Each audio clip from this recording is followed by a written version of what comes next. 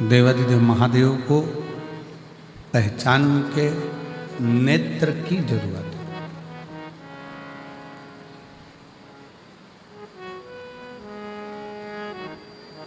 एक लंबा चलना है ना, बहुत दूर तक अगर जाना है, बहुत लंबा चलना है, और जूता भी आप पहने हुए हो, पाँव में जूता पहने हुए हो और बहुत लंबा चलना है, उस जूते के अंदर एक छोटा सा बारीक सा अगर कंकर आकर पड़ गया, उसमें आकर गिर गए,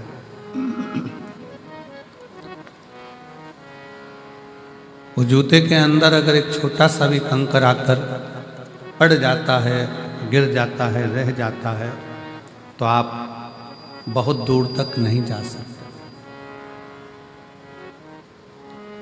कितना भी प्रयास करें।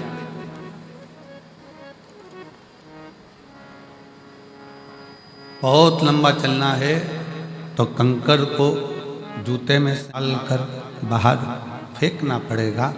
उसी तरह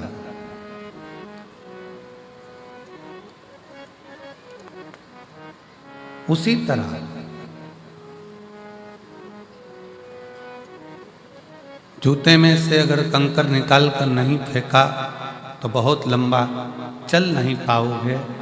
जिंदगी भी ऐसी ही है, मन में से अगर अहंकार निकाल कर नहीं फेंका तो मंजिल तक नहीं पहुंच पाओगे।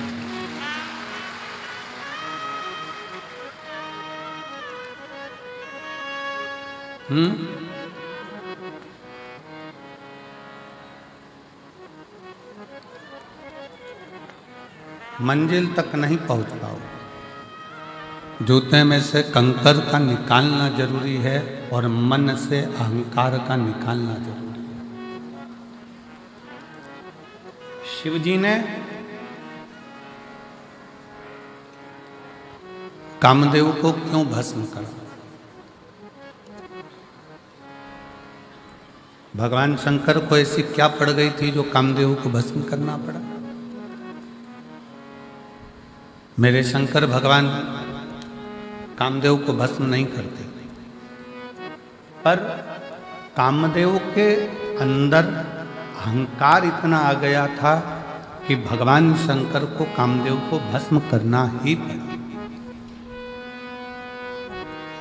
अहंकार में तीन गए, धन, वैभव और वंश, ना मानो तो देख लो रावण, कौरव और कंस, तीनों अहंकार में चले जाते हैं। इन तीनों का वंश पूरा अभिमत्ता में मिट जाता है, पूरा अभिमत्ता।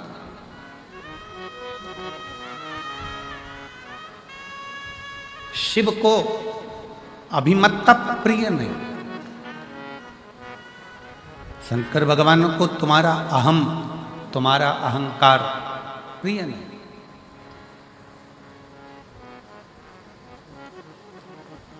आप अपने जीवन में हम श्री अमरजीत सिंह जी मेहता जी को इस चीज़ के लिए धन्यवाद देंगे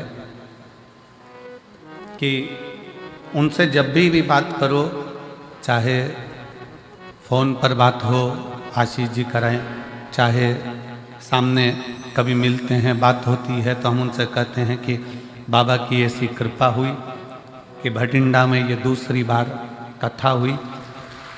तो अमरजीत जी हमेशा अपनी भाषा में कहते हैं कि गुरुदेव, ये हम नहीं करा रहे।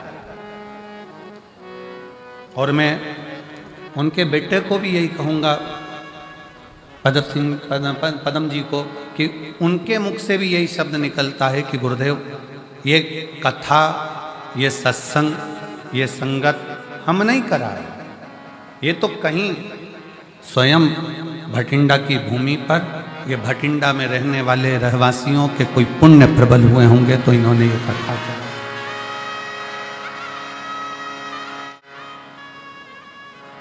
ये किसी साधारण व्यक्ति के बस का विषय है ही नहीं शिव पुराण।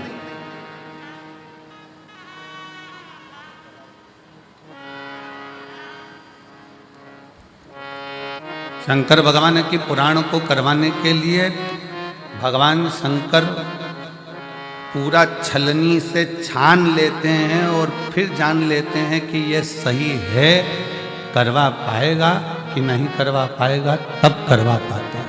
शिव है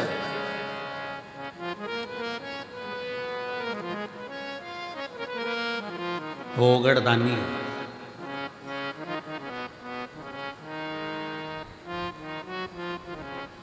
जब बात करो अमरजीत जी से, वो एक ही बात कहते हैं मेहता जी की, गुरु जी बाबा करा रहे हैं, कराएं।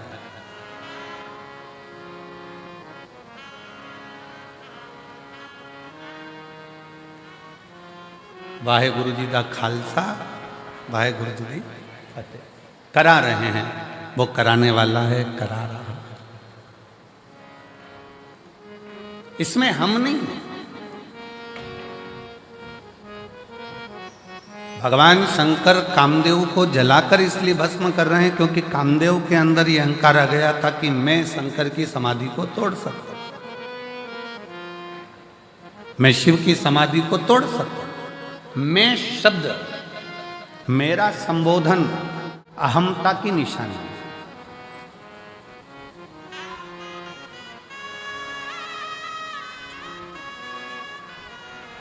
जिस दिन आपके अंदर, कल कथा में कहा था कि जिस दिन आपके अंदर ये आ जाएगा कि मैं दुकान कर रहा हूँ, मैं मकान कर रहा हूँ, मैं गाड़ी चला रहा हूँ, मैं घर चला रहा हूँ, मैं परिवार चला रहा हूँ, मैं रिश्ते निभा रहा हूँ, समझ लेना कि उस दिन अब तुम्हारा थोड़ा थोड़ा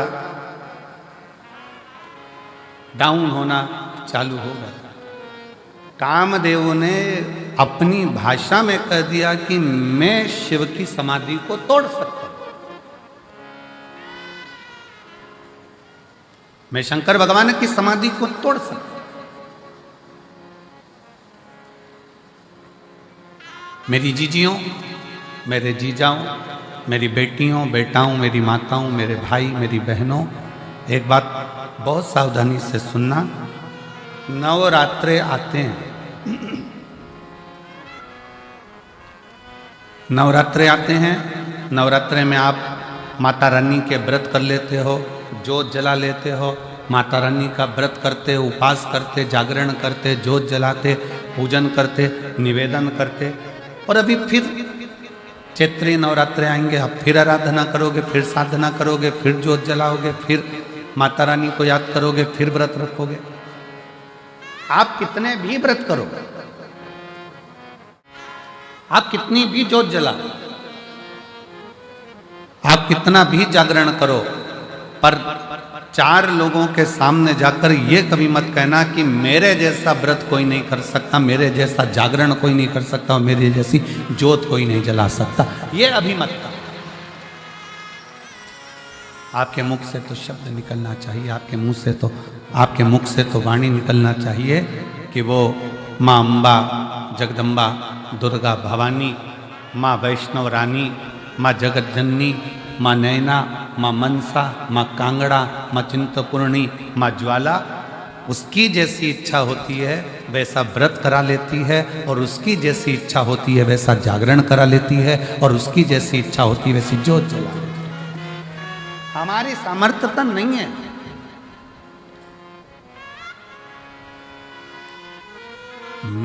मेरा आपकी कृपा से सब काम हो रहा है, मेरा आपकी कृपा से सब काम हो रहा है। करते हो भोले बाबा मेरा नाम हो रहा है, करते हो भोले बाबा मेरा नाम हो रहा है। प्रभु आपकी कृपा से सब काम हो रहा है, भोले आपकी कृपा से अब काम हो रहा। हमारा अहम हमें त्याग है, हमारी अभिमतता हमें त्याग है, हमारे भीतर का अहंकार हमें त्याग है।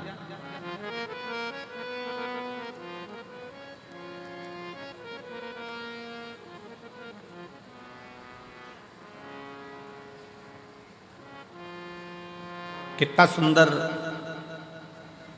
गुरु नानक देव जी ने अपनी वाणी में कहा है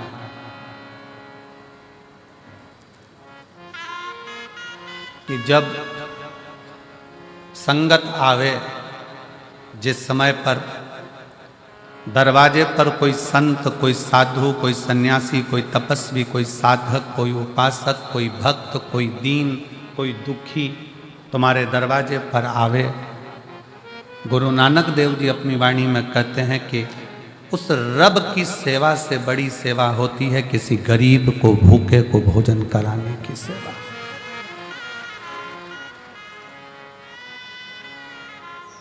शायद उसी का प्रमाण आज भारत की भूमि के ही नहीं, देश और विदेश के जितने गुरुद्वारे हैं, उन गुरुद्वारे में सबसे बड़ी सेवा होती है लंगर की सेवा।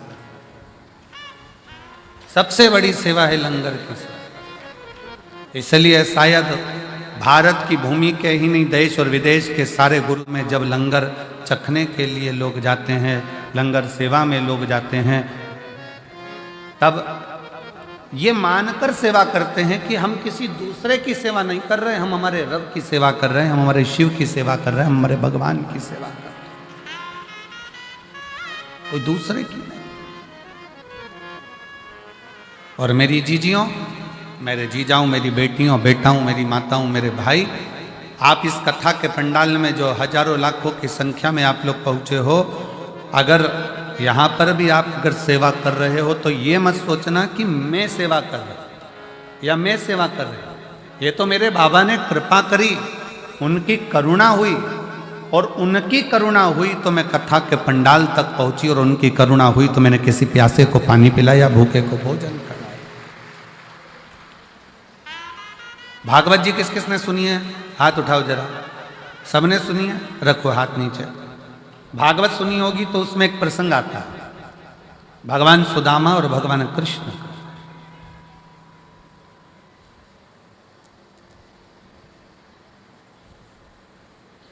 सुदामा जी की धर्म पत्नी सुदामा जी से रोज कहती है कि तुम कृष्ण के दरवाजे जाओ, तुम भगवान कृष्ण के द्वार पहुंचो। बार बार कहती है, प्रतिदिन रोज हर बार कहती है कि कृष्ण के दरवाजे जाओ। पर सुदामा जी भगवान कृष्ण के दरवाजे जाते हैं क्या रोज? रोज कहती है सुशीला, सुदामा जी की धर्म पत्नी रोज कहती है, तो भी सुदामा जी भगवान कृष्ण के दरवाजे नहीं जाते। जाते फिर कहा बहुत दुख का जीवन चल रहा था सुदामा जी का, बहुत तकलीफ की जिंदगी चल रही थी, बार बार कहा गया, पर सुदामा जी भगवान कृष्ण के दरवाजे नहीं जाते। फिर एक दिन सुशीला ने सुदामा जी की पत्नी ने कहा कि तुम रुको, मैं पड़ोसी के घर से कुछ लेकर आती हूं।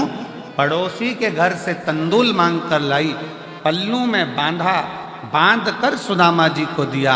सुदामा जी ने वो तंदूल को चावल अपनी बाजू में दबाया और दबाकर लेकर चले गए। ध्यान देना, सुदामा जी के पल्लू में पुण्यमय तंदूल आया तो सुदामा द्वारकाधीश के पास पहुंचे।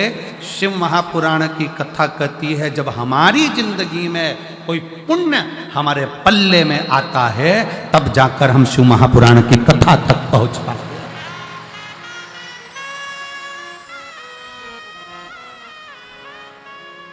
यहां पर कई मेरी भटिंडा की बैठी हुई हैं जिनके मन में बहुत दिन से मन में उमंग आ रहा था, भटिंडा में कथा होना चाहिए, पंजाब में कथा होना चाहिए। महाराज जी हरियाणा तक तो आते हैं, थोड़ी सी बाउंड्री पार करके यहाँ नहीं आ सकते?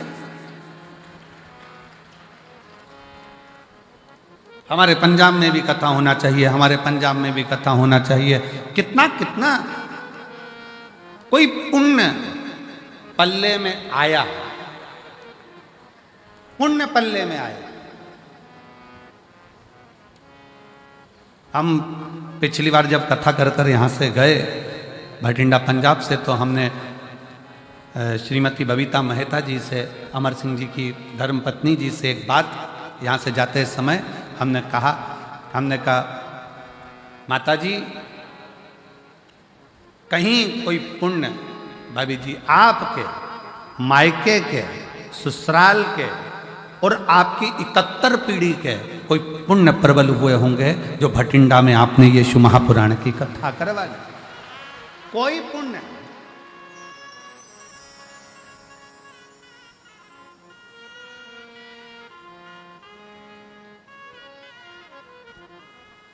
और मैंने तेरे ही भरोसे बाबा, तेरे ही भरोसे हवा बिच उड़ती जावांगी बाबा, डोर हटो छड़ीला मैं कटी जावांगी, भोले मैं तेरी पतंग, शंभो मैं तेरी पतंग, हवा बिच उड़ती जावांगी बाबा, डोर हटो छड़ीला मैं कटी जावांगी। कोई पुण्य हमारे प्रबल होंगे।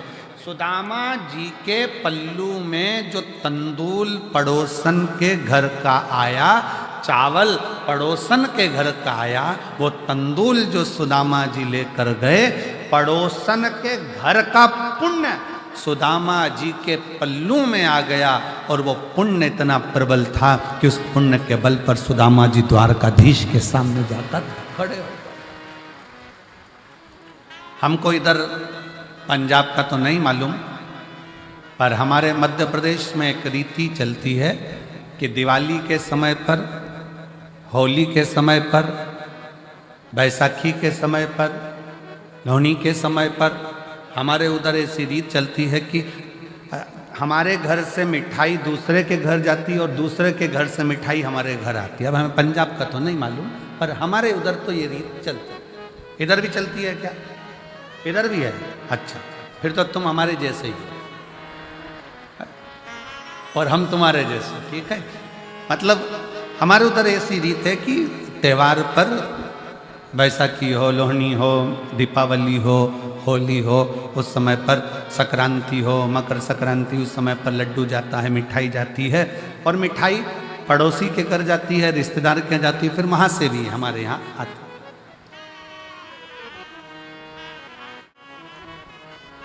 और जितनी अच्छी अपने घर की नहीं लगती उतनी पड़ोसी के घर की लगती है। हमारी मासी जी के यहाँ से आई, मामा जी के यहाँ से आई, काका जी के यहाँ से आई, काकी जी के यहाँ से आई, वहां से आई। अच्छा, ऐसा प्रसंग नहीं है कि पड़ोसी के घर की ही मिठाई ठीक लगे, अपने घर भी अच्छी बनती, पर ऐसा लगता है कि वहां से आई है।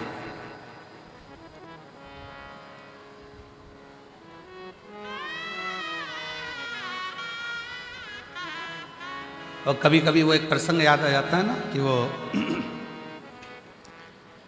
एक लड़के के पिताजी मर गए। लड़के की माँ ने कहा, बेटा चल हरिद्वार में चल के पिंडदान करना। चल। माँ और लड़का दोनों हरिद्वार पहुंच गए। घाट पे पंडित जी ने पिंडदान करवाया।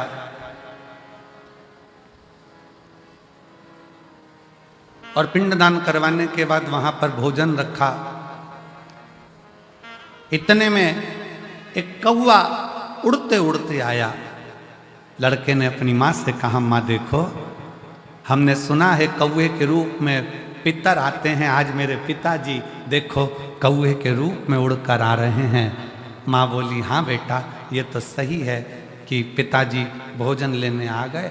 थोड़ी देर बाद वो कौवा वहाँ बैठा, फिर उड़ा और पड़ोस में एक महिला पिंडदान कर रही थी अपने लड़के के साथ, वहाँ की पूड़ी उठाई चले गया।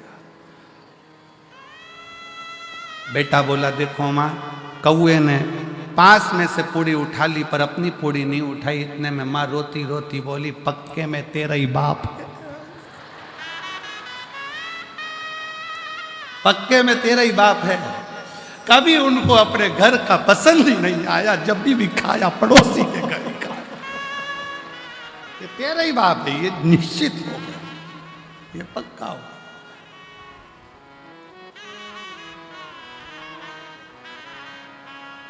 अब हमारे उधर की एक रीत है कि भाई मिठाई यहां से आई, वहां से दी, वहां से आई, वहां से दी, आया। क्यों, किस लिए? हम भारतीयों में ऐसा रिवाज क्यों है कि त्योहार पर, फंक्शन में, उत्सव में अपने घर की मिठाई दूसरे के घर, दूसरे के घर की मिठाई अपने घर, ऐसा हमारे भारतीयों में ऐसा प्रसंग क्यों आता है? उसका कारण केवल एक सुदामा जी के चरित्र से है। सुदामा जी की पत्नी रोज कहती रही कि जाओ द्वारकाधीश के दरवाजे जाओ, द्वारकाधीश के दरवाजे जाओ, द्वारकाधीश के दरवाजे।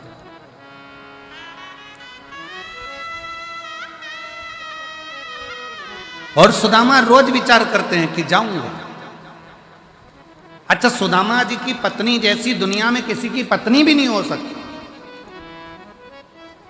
कानून भले सुदामा जी की पत्नी को थोड़ा सा गुस्सेल बताते हैं, क्रोधीला बताते हैं, पर शिव महापुराण की कथा कहती है सुदामा जी की पत्नी जैसी दुनिया में कोई पत्नी नहीं हो सकती, जो अपने पति से रोज कहती है जाओ द्वारकाधीश के दरवाजे जाओ, जाओ द्वारकानाथ के दरवाजे जाओ, जाओ द्वारकाधीश के दरवाजे जाओ।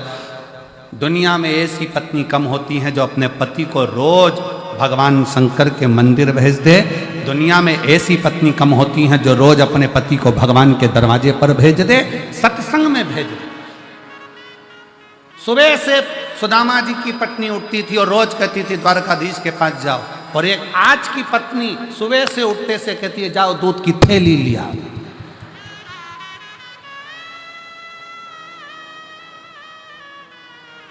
और ऊपर से भी फोन करती करती कह रही है ब्रेड का पैकेट भी लिया ना। और सुनो, आते आते आते आते देखिए ना, थोड़ा वो पार्लर वाली 3 दिन पहले गई थी, आई कि नहीं आई। और पति बेचारा डिप्रेशन में आ गया, इसके टेंशन।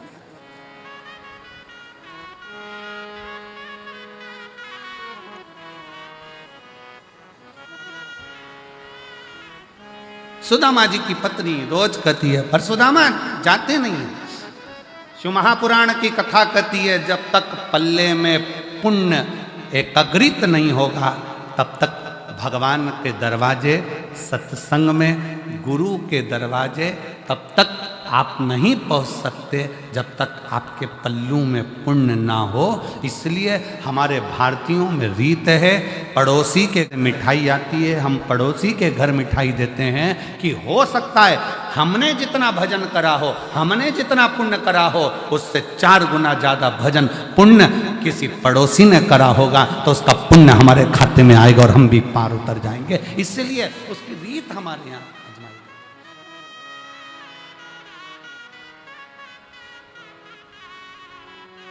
और मेरे भोले तेरा सहारा है, मेरे भोले तेरा सहारा है, मेरी नैया का तू किनारा है, मेरी नैया का तू किनारा है। मेरे बाबा तुझे पुकारा है, मेरे बाबा तुझे पुकारा है, मेरी नैया का तू किनारा है, मेरी नैया का तू किनारा। हमारे पल्लू में अगर पुण्य है तो हम सत्संग में गए हैं, हमारे पल्लू में अगर पुण्य है तो हम गुरुद्वारे गए हैं, हमारे पल्लू में अगर पुण्य है तो हम शिव के द्वारे गए हैं, हमारे पल्लू में अगर पुण्य है तो हम माता रानी का दर्शन करने गए हैं, हमारे पल्लू में अगर पुण्य है तो हम भगवान का भजन कर रहे हैं, अगर पुण्य नहीं है तो हम भजन भी नहीं कर सकते।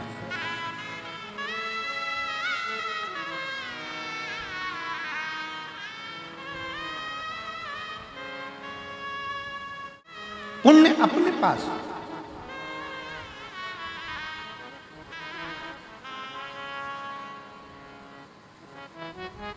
अब पुण्य कैसे कमाओगे?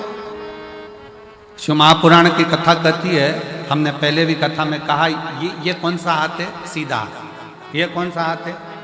जम के बोलो, उल्टा हाथ। पुण्य का काम कैसे करते हो? जम के बोलो जरा, सीधे हाथ से। एक दिन इस उल्टे हाथ को बड़ा बुरा लगा कि जो भी कुछ करे तो यही करे, हवन करे तो ये, दान करे तो ये, पुण्य करे तो ये, सत्कर्म करे तो ये, अपन तो बेकार में पैदा हुआ। इस उल्टे हाथ को थोड़ा सा बुरा लगा। एक ही एक बहू अगर सब काम करे तो दूसरी बहू को तो बुरा लगता ही कि बताओ, सास एक ही एक को पूछ रही है, सास एक ही एक को काम बता रही है, हम तो बुरे, हमारा क्या काम? इस हाथ को बड़ा बुरा लगा कि मैं काय के लिए पैदा हुआ, क्या काम का मैं, जब सीधा ही सीधा हाथ सब काम करे, हवन करे, पूजन करे, अर्चना करे, दान करे, भोजन करे, सब कुछ करे, सीधे हाथ से करे, ये उल्टा तो किसी काम का नहीं है। एक दिन ये उल्टा हाथ एक गुरु के पास पहुंच गया और गुरु जी से कहा, गुरुदेव, भगवान ने मुझे पैदा ही क्यों करा? मैं किसी काम का ही नहीं हूँ, सारा पुण्य तो इसके खाते में जा रहा है, मैं करूं तो करूं क्या? इतने में गुरु ने कहा, चिंता मत कर, तेरा नाम उल्टा हाथ है, मतलब तू किसी काम का नहीं है, फिर भी अगर तू एक काम कर, जो सीधा हाथ काम करे ना, तो तू इसको टच कर लिया कर, टच करेगा तो वो पुण्य के साथ तुझे भी थोड़ा थोड़ा पुण्य मिलना प्रारंभ हो जाएगा और तेरा कृतार्थ, तेरा कल्याण हो जाएगा। ये आप सब लोग क्या कर रहे हो? अगर अमरजीत सिंह मेहता जी कथा करा रहे हैं या उनकी पूरी टीम कथा करा रही है तो उनके साथ सब मिलकर क्या कर रहे हो? थोड़ा थोड़ा टच कर कर, भैया कराओ, भैया होन दो, भैया हम भी करेंगे सेवा, भैया हम भी करेंगे, ये सब एक दूसरे को टच करा तो वो कहते हैं ना कि डीपी से कनेक्शन चला और डीपी से कनेक्शन चलते चलते चलते चलते सारे बल्ब जल गए। उसी तरह आपकी भी जिंदगी का उजाला आपने स्वयं कर लिया, स्वयं।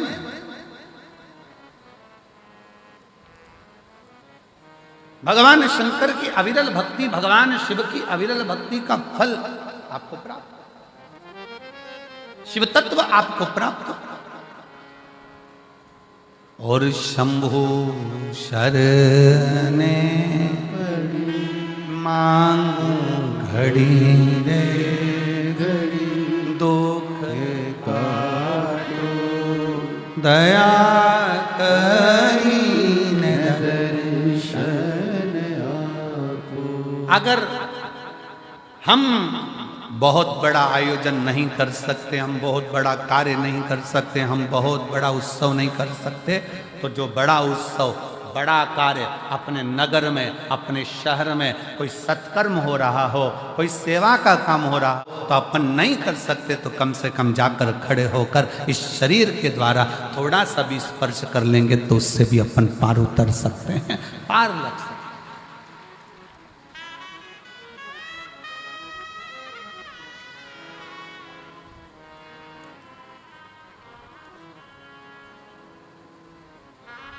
श्रेष्ठ कर्म हमारा हमें परमात्मा तक ले जाता है। श्रेष्ठ कर्म। एक महिला ने लिखा,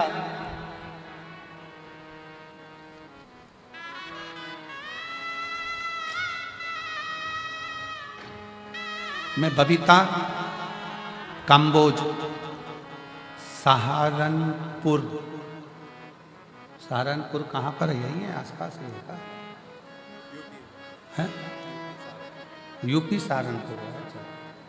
सहारनपुर की रहने वाली हूँ, कहीं बैठी हो आप ही हैं, आ जाओ बेलपत्र लेकर के आ जाओ। मैं सहारनपुर की रहने वाली हूँ, बबीता कंबोज। मेरा मोबाइल नंबर ये है। गुरुदेव, मैं वर्णन करना चाहती हूँ, जब पहला कोविड आया था 19 का, तब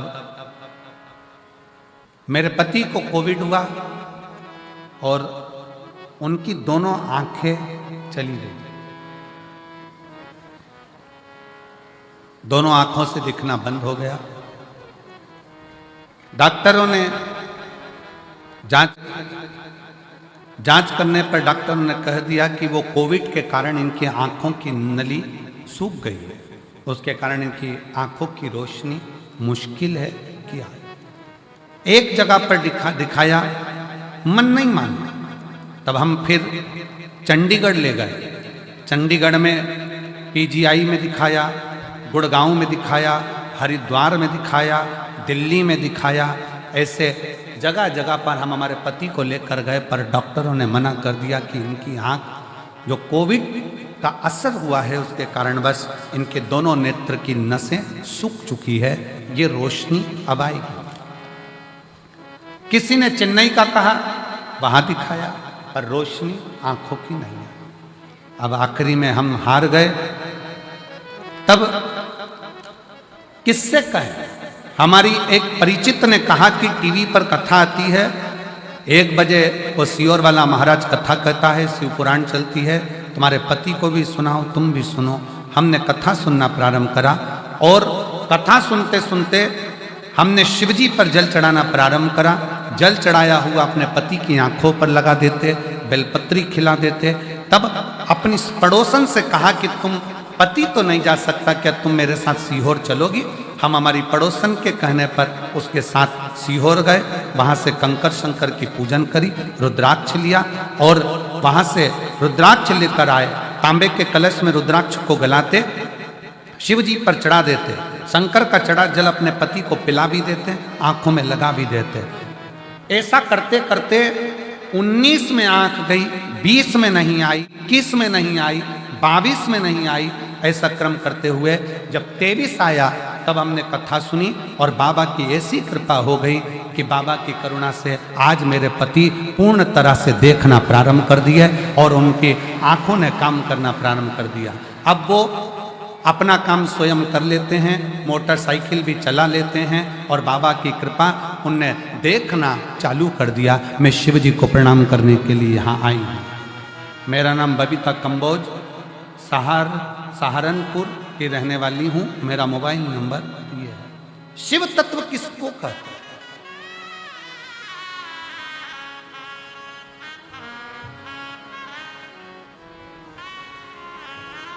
शंकर की भक्ति किसको कहते हैं? शिव की उदारता किसको कहते हैं? कुछ नहीं बने ना। कोई अच्छा काम कर रहा है, कोई यज्ञ कर रहा है, कोई अनुष्ठान कर रहा है, कोई पूजन कर रहा है, कोई अर्चना कर रहा है, कोई सेवा कर रहा है। अपन नहीं कर सकते इतना बड़ा आयोजन, अपन नहीं कर सकते कोई अच्छा काम, तो उसके लग कर भैया हम हैं, हम संभाल लेंगे। कोई काम ना दीजिए तो खाली पानी की बोतल हम उठा लेंगे, हम कचरा उठा लेंगे, पर हमें सेवा करना।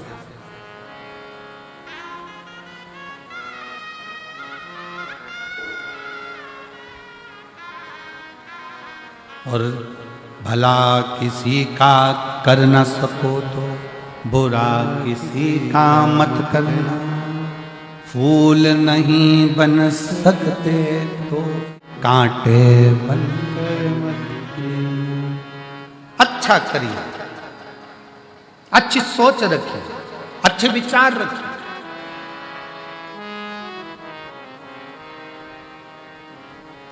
और जब अच्छी सोच के साथ जब हम आगे बढ़ेंगे, अच्छे विचार के साथ हम आगे बढ़ेंगे, तो शिव क्यों ना हो। आ जाओ।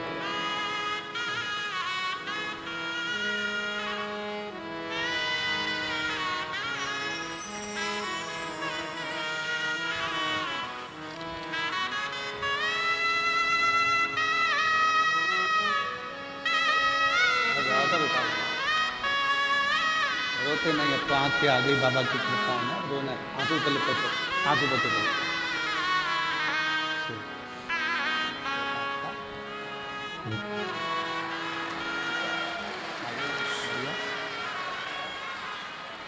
रोते नहीं, उठो उठो, रोना नहीं, उठो अब उठो, आंसू पोछो बाबा के। पति की आंखें पहले कोविड में चली गई, देखना बंद कर दिया, नेत्र नहीं। डॉक्टरों ने जवाब दे दिया था, चंडीगढ़ के पीजीआई कॉलेज के, गुड़गांव के, हरिद्वार के, चेन्नई के, दिल्ली के, सब ने मना कर दिया था, आंखें नहीं आएगी क्योंकि नसें सूख गई।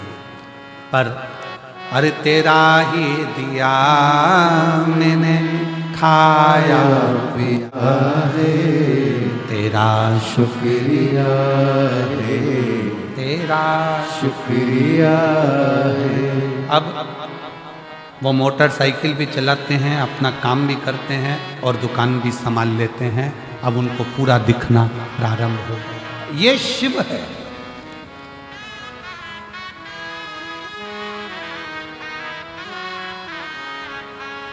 ये जायदाद भी है, औलाद भी है, मुसीबत में हर वक्त इमदाद भी है, तेरा ही दिया मैंने खाया पिया है, तेरा शुक्रिया है, तेरा शुक्रिया है। उसकी आराधना करें बिना किसी आडंबर के, बिना किसी दिखावे के।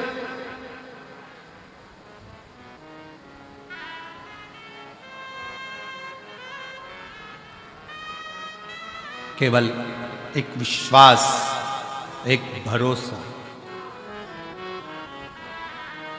एक विश्वास, एक भरोसा, और उस विश्वास और भरोसे के बल पर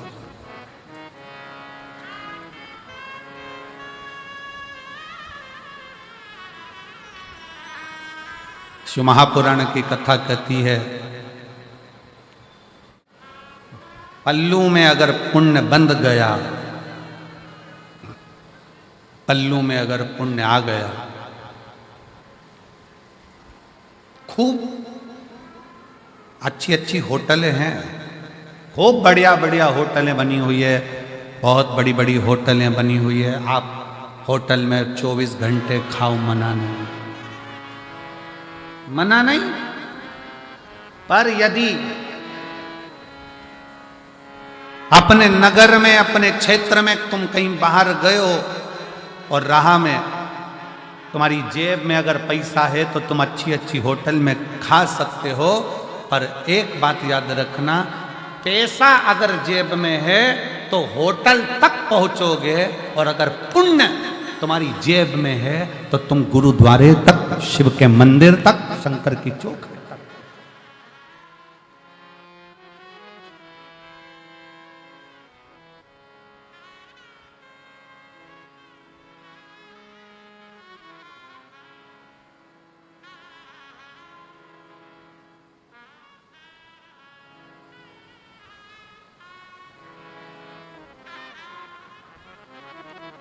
जेब में है तो पहुंच। एक बार की बात है, लगभग 15 साल हो गए होंगे, 15 साल से भी लगभग ज़्यादा हो गए होंगे, 15-16 साल के करीब में हो गए होंगे। हम बद्रीनाथ जा रहे थे, बद्रीनाथ जाते बीच में रास्ता में थोड़ा सा पहाड़ पर्वत धंस गया हो और निकलने का रास्ता बंद हो गया।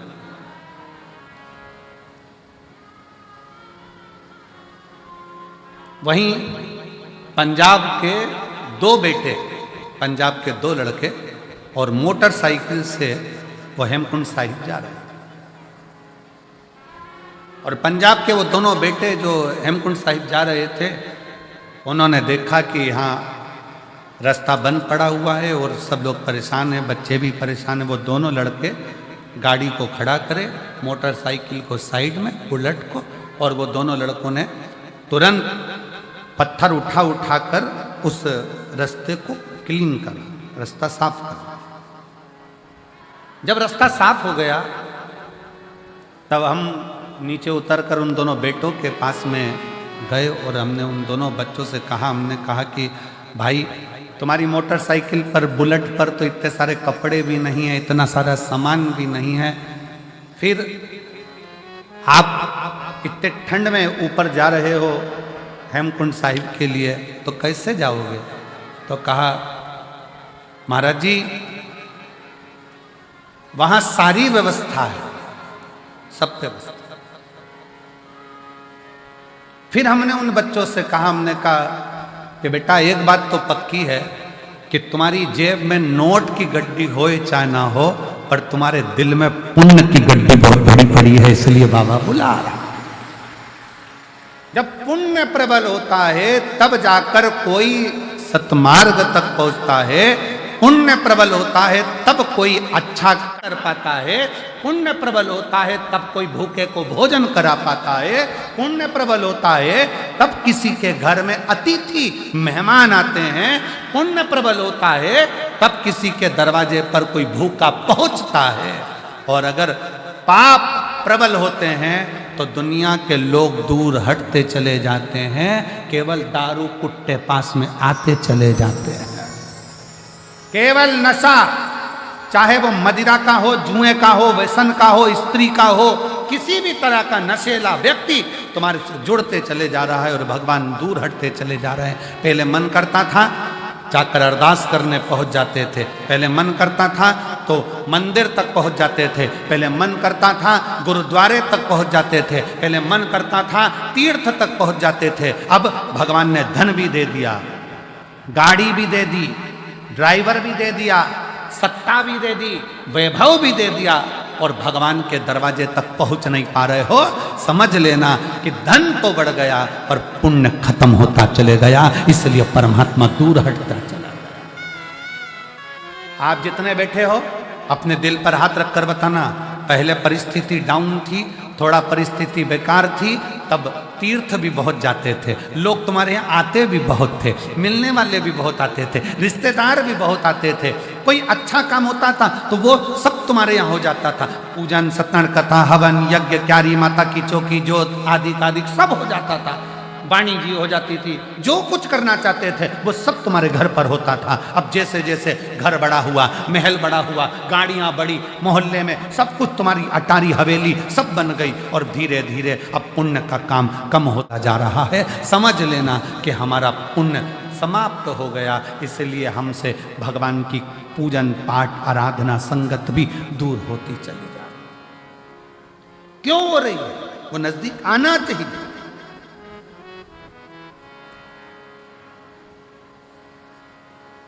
पहले छोटा सा घर था, मेहमान ज्यादा आते थे, घर बड़ा हो गया, मेहमान जाना चालू हो गया, मेहमान नहीं आते। कारण क्या है? घर तो बड़ा हो गया पर दिल बड़ा करना भूल गए, मन बड़ा करना भूल गए।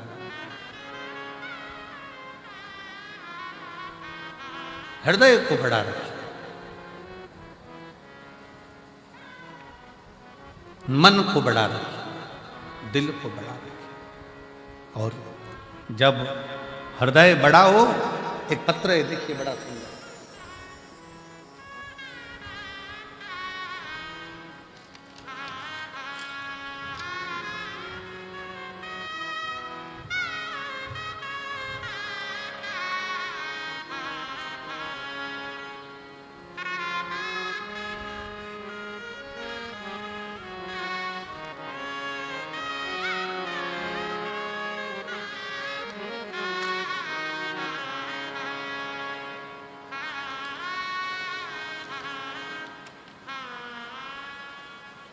मेरा नाम आरती, पति का नाम अखिल, पिता सुरेश कुमार, जिला मोबाइल नंबर ये है,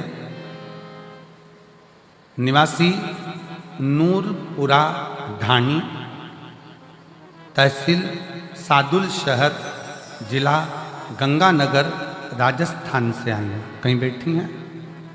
आ जाओ बच्चे को। गुरुजी, एक लोटे जल का मैं क्या वर्णन करूं। मेरी पहली शादी को 7 साल हो गए थे, संतान नहीं थी, तो मेरे बच्चे नहीं हुए, इस कारण मुझे आड़ा टेढ़ा कह कहकर मेरे पति ने और मेरे ससुराल वालों ने मेरा तलाक करा दिया। क्यों? क्योंकि डॉक्टर के हिसाब से मुझे कह दिया गया कि मैं मां नहीं बन सकती, संतान नहीं हो सकती। गुरुदेव, मेरा तलाक हो गया। फिर बाबा से प्रार्थना करी, मेरी दूसरी शादी हो गई। दूसरी शादी होने के बाद गुरुजी फिर 6 महीना, 8 महीना, 1 साल, 1.5 साल, 2 साल निकलते गए, पर संतान का सुख नहीं। आखिरी में वापिस जो मेरा दूसरा विवाह हुआ तो पति को कई लोग कहने लगे कि छोड़ दे इसको। इसके पहले पति ने भी इसको इसलिए छोड़ा क्योंकि इसको औलाद नहीं, तू भी छोड़ दे। तब डॉक्टरों को दिखाया, डॉक्टरों ने तो मना करा, पर आखिरी में उसी हॉस्पिटल में एक दरवाजे पर एक प्यून खड़ा था। उस प्यून के कहने पर मैंने शंकर को मंदिर में जाना प्रारंभ करा, 1 लोटा जल चढ़ाना प्रारंभ, और आस्था चैनल पर जो कथा आ रही थी उस कथा को सुनना प्रारंभ करा। फिर मैं 2024 में भटिंडा पंजाब की कथा सुनने के लिए आ गई। बाबा को झोली पसार कर पंडाल में से कहकर गई, बाबा कहीं मेरा दूसरा तलाक भी ना हो जाए, मुझे औलाद देने की जवाबदारी तेरी है।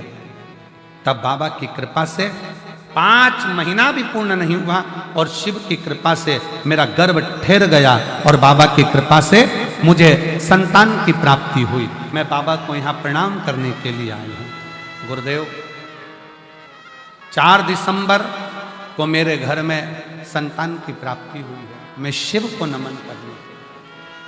शिव, एक लाइन अच्छी लिखी है, बाबा ना जाने कितनी बेटियों का भाग्य इस शिव महापुराण ने लिख दिया, नहीं तो कई बेटियां तो रोती ही रहती। रोती।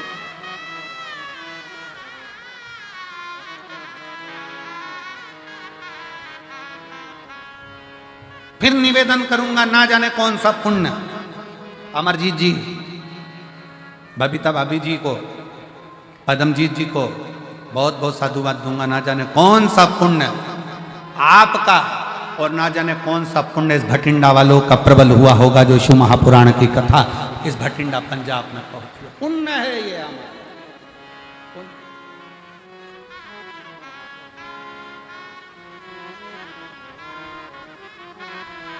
उस पुण्य की प्रबल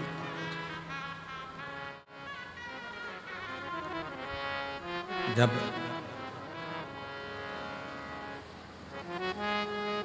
भीतर का हम परमात्मा और हमारे बीच में आएगा तो वो अहम हमें परमात्मा से दूर करता जाएगा। अहम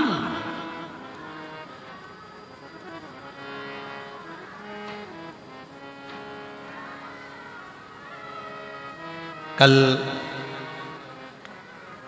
परिवार में से खबर आई कि एक मांगलिक कार्य है और उस मांगलिक कार्य को 11 तारीख का वो मांगलिक कार्य है तो उसमें आना जरूरी है और परिवार का कार्य।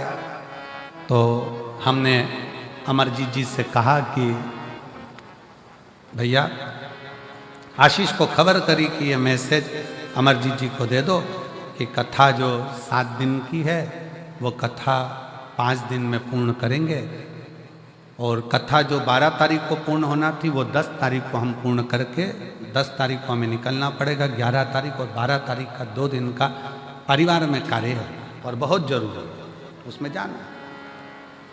अब वो खबर पद्म बेटा को मिली और पद्म बेटा पद्मजीत जी मेहता आशीष के पास आए कि आशीष भैया बात करना है। कहा क्या? कहे गुरुजी से बोलो ना कि 7 दिन की पूरी कथा करें। गुरुजी 5 दिन की कर रहे हैं। हमने आशीष जी से कहा कि पद्म को बोलो, बाबा फिर बुलाएगा।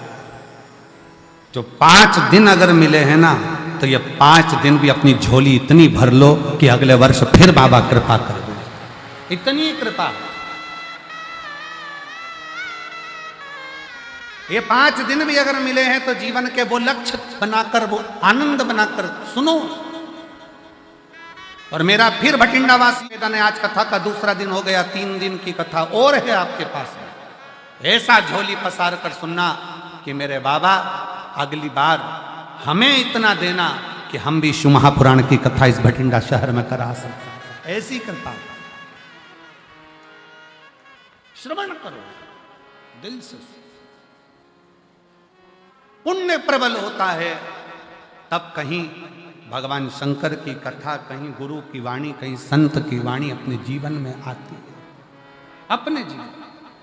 इसलिए निवेदन है, भटिंडा में जो लोग कथा श्रवण करने आ रहे हैं पंजाब में, वो ध्यान रखेंगे कि कथा 6 तारीख से चालू हुई है, वो 10 तारीख को विराम होगी। और आखिरी दिन की जो कथा है वो समय आप लोगों को तो हमेशा मालूम ही है। कौन सा समय रहता है? सुबह 8 बजे से 11 बजे तक समय रहता है। 11 बजे कथा विराम होकर मेरा बाबा आपकी झोलियां भरकर यहां से विदा लेकर चले जाते। पुण्य के ये 5 दिन है, सुनो, धारण करो और अपने जीवन में उतारो।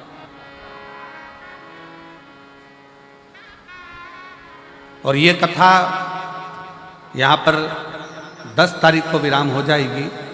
फिर कथा, अगली कथा की जो जानकारी है, कई लोग कहे अगली कथा की जानकारी, तो 21 तारीख से 27 मार्च तक, 21 मार्च से 27 मार्च तक जसपुर छत्तीसगढ़ की पावन धरा पर 1 बजे से 4 बजे तक जसपुर छत्तीसगढ़ में शिव महापुराण की कथा 7 दिवसीय होगी। जसपुर वाले, छत्तीसगढ़ वाले को बहुत बहुत बधाई हो।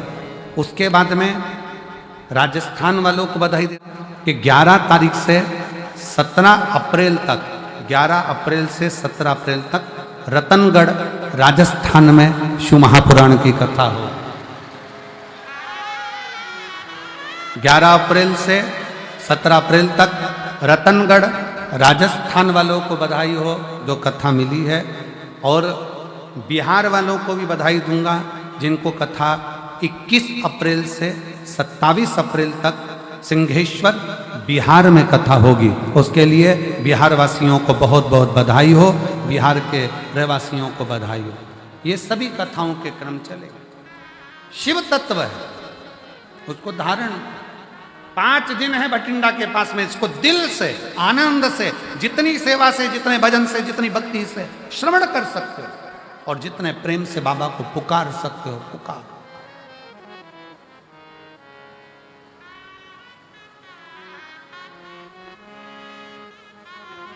शिव कथा कर रही, भगवान शंकर का चरित्र कर रहा है, शिव महापुराण की कथा कर रही है। भगवान शिव का चरित्र कथा है। कामदेव के भीतर अहंकार, कामदेव के भीतर अभिमत्ता, कामदेव के भीतर अहम समाहित हो गया। अभिमान कामदेव के भीतर, अहम।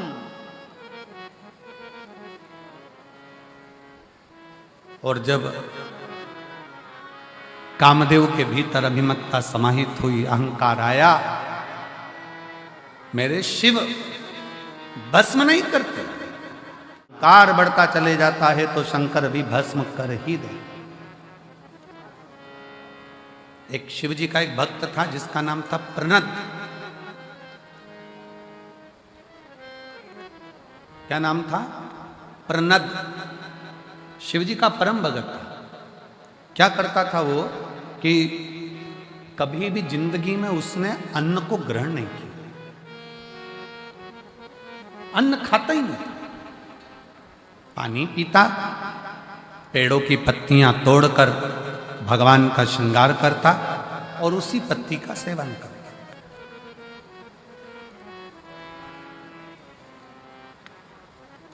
कभी अन्न को उसने छुआ ही नहीं।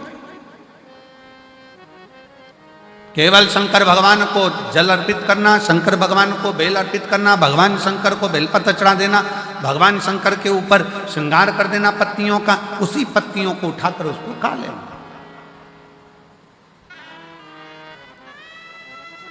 समय निकलता गया। एक दिन प्रणत पत्तियां तोड़ रहा था और डाली पे से नीचे गिरा, नीचे गिरते से ही हाथ उसका कट गया, कटा तो उसमें से रक्त गिरने की जगह उसमें से पत्तियों का रस टपक रहा, पत्तियों का रस टपक रहा।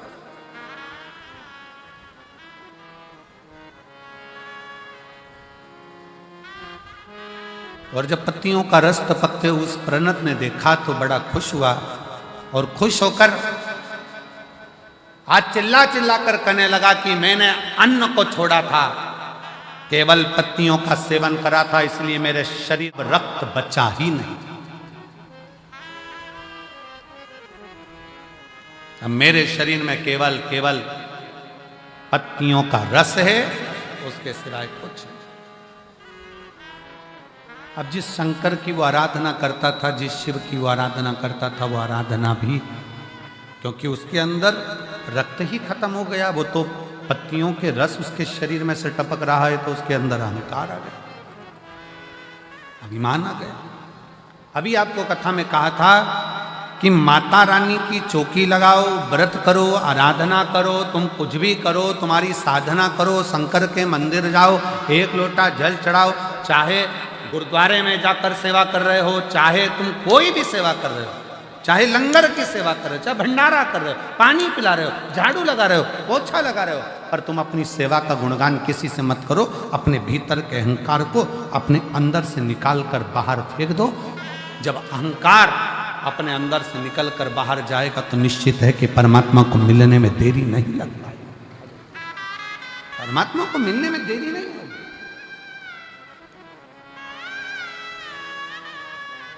परमात्मा फिर मिलता जरूर है।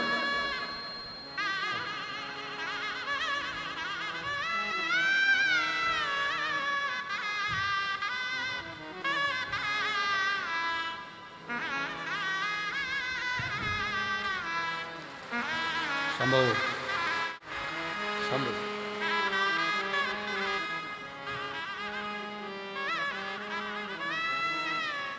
जोरदार ताली बजाकर साधु।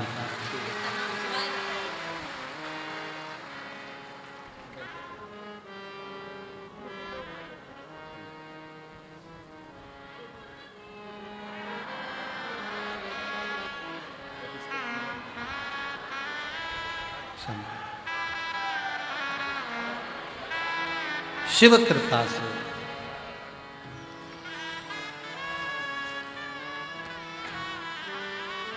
आरती, पति का नाम अखिल, नूरपुरा ढाणी, सादुल शहर तहसील, गंगानगर, राजस्थान की है। बेटी ने लिखा है 7 साल तक जब मुझे संतान नहीं हुई तो पति ने मुझे तलाक दे दिया परिवार वालों के कहने पर। दूसरी शादी हुई, संतान का सुख नहीं आया, तब हताश हो गई। लगा इनको भी दोस्तों ने कहना चालू करा कि छोड़ दे, तब मेरे पति ने मेरा साथ दिया और हमने भटिंडा की कथा को श्रवण किया और शिव जी से प्रार्थना करी, बाबा की कृपा से मुझे संतान की प्राप्ति हुई। शिव शिव है।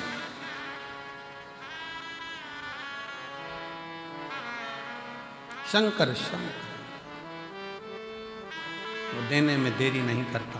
विश्वास प्रबल रखिए, भरोसा प्रबल रखिए, और सबसे मूल है आपका विश्वास। प्रणत भीतर से अहंकार उत्पन्न कर लिया, प्रणत के अंदर अभिमान आ गया कि मैं सब कुछ कर सकता। अब मेरे अंदर शरीर में रक्त नहीं है, अब मेरे शरीर में खून नहीं, मेरे शरीर में जो पत्तियां मैंने खाई है उसका रस है। मैंने खुद अपने शरीर का ऐसा निर्माण कर लिया। अहंकार आ गया, अभिमान।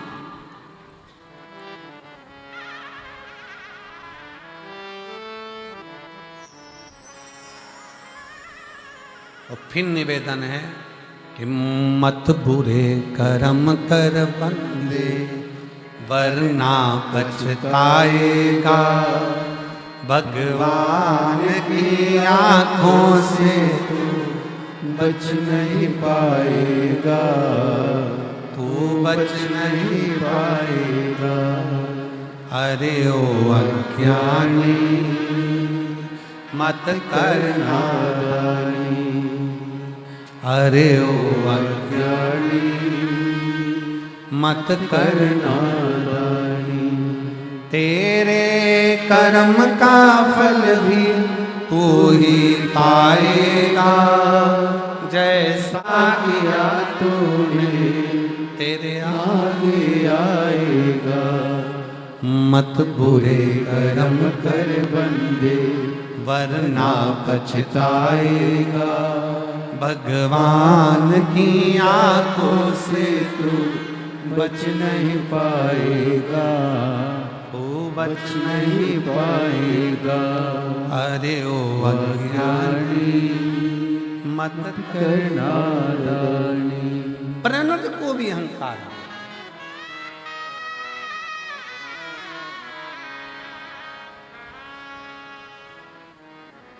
जो भगवान की भक्ति करने वाले हैं, जो भगवान का भजन करने वाले हैं, जो भगवत नाम स्मरण करने वाले हैं, उनसे निवेदन है, जितने जितने भगवान के करीब में जाते जाओगे उतना उतना तुम्हारे अंदर कहीं अहंकार ना आता जाए। शिव महापुराण की कथा कहती है, रावण ने शिव की भक्ति करी और उसके अंदर थोड़ा थोड़ा अहंकार प्रकट हो गया था। भगवान के नजदीक में जो जाता चले जाता है, उसको लगने लगता है कि मैं सब कुछ कर सकता, सब कुछ, और उसको ये अंदाजा नहीं लगता। बैलगाड़ी चलती है, बैलगाड़ी के नीचे जो कुत्ता चलता है ना, देखी कि नहीं देखी बैलगाड़ी? अरे बोलो तो जम के देखी ना सबने। बैलगाड़ी के नीचे जो कुत्ता चलता है, तो कुत्ता ये सोचता है कि बैलगाड़ी मैं चला रहा, पर कुत्ते को कौन समझाए कि बैलगाड़ी तू नहीं चला रहा, बैलगाड़ी बैल चला। वो तो कुत्ता पीछे रह जाता है, बैलगाड़ी आगे निकल जाती है, तब कुत्ते को समझ में आता है कि बैलगाड़ी तो बैल चला रहा है, मैं तो उसके नीचे चल रहा। उसी तरह दुनिया के लोगों को लगता है कि मैंने करा, मैंने करा, मैंने करा, मैं कर रहा हूं, मैं कर रहा हूं। जिस समय पर काम बिगड़ता है और कोई नहीं आता, तब उस परमात्मा, उस रब के भरोसे पर काम सफल होता है, तब समझ में आता है कि वो कर रहा है, हम तो निमित्त, हम केवल निमित्त हैं।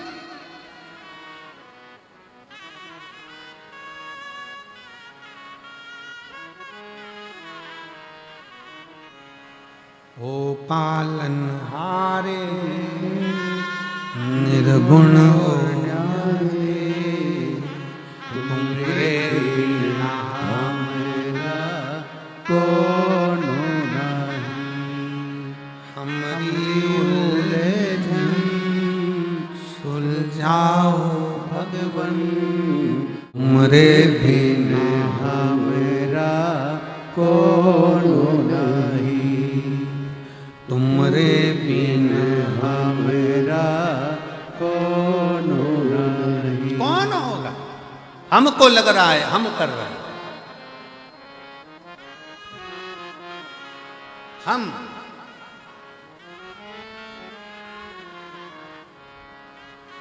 एक दिन एक सेठ जी ने कहा अपने परिवार वालों को देखकर, मेरे परिवार के लोग मुझे कितना प्यार करते हैं। ऐसे कई बैठे हैं जो कहते हैं मेरा पोता, मेरी पोती, मेरी पत्नी, मेरा बेटा, मेरी बहू, मेरा घर, मेरी पत्नी।